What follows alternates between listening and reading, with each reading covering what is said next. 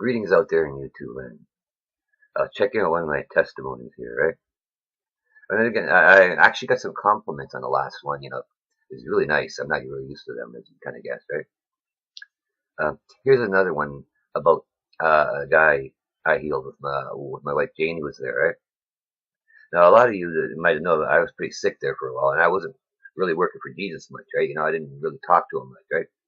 You know, every once in a while here, like many do, when you're in trouble, you talk to Jesus, but then you forget about him from the rest of the thing. You think you know what he wants, but you forget to ask him. Hey, there it was, right? And she took me to the hospital because I have been having a lot of heart attacks, and I was sitting there for like over 12 hours, no joke, right? Uh, the emergency room was full of people, a couple of people that didn't need to be there. Like one lady who had over 20 something people visiting her, like it was an emergency, who was there 3 times a week, no joke, because she liked to eat chocolate, which constipated her. And I have to listen to these nurses arguing about who's going to give her an enema. You go in there that often because they didn't want to clean up the mess, right?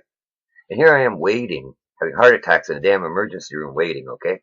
And here's another guy who got there just a few minutes after me with the same problem, heart attacks, right? Doing the same thing. And I looked at him finally and said, hey, brother, you stay here, you're going to drop dead on the floor. You know that. You better go home and get some rest, right?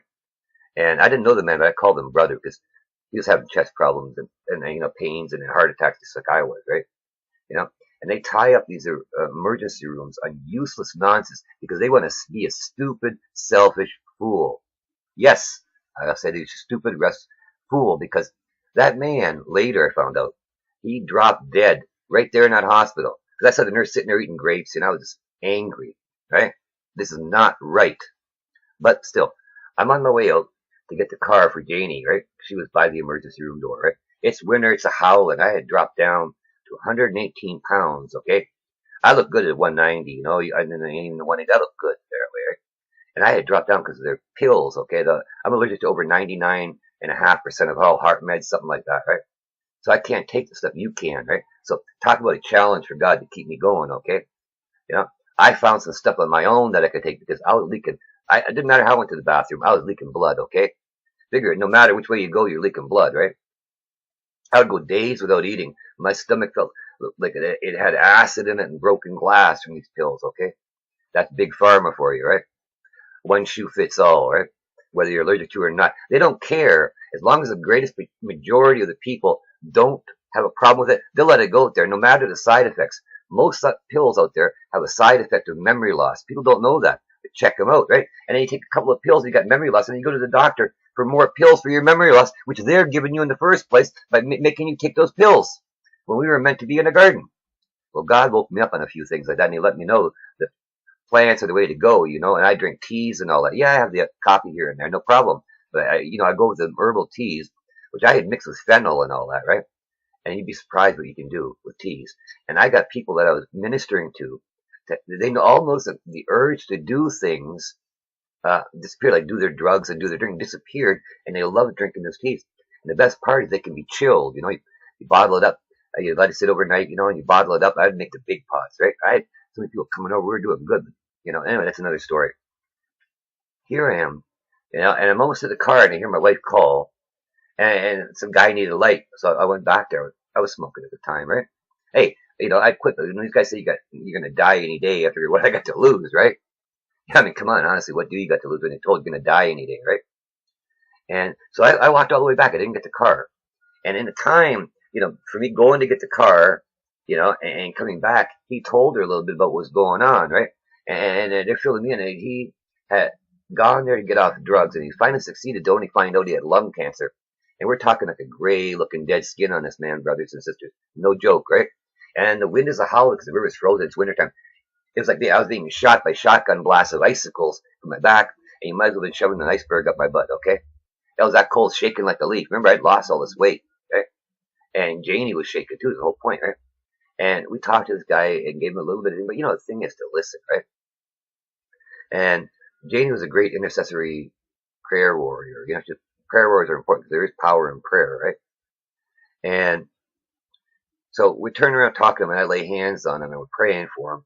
And no joke, his skin turned healthy, the healthy glowing pink color, and we could feel the heat coming off his body.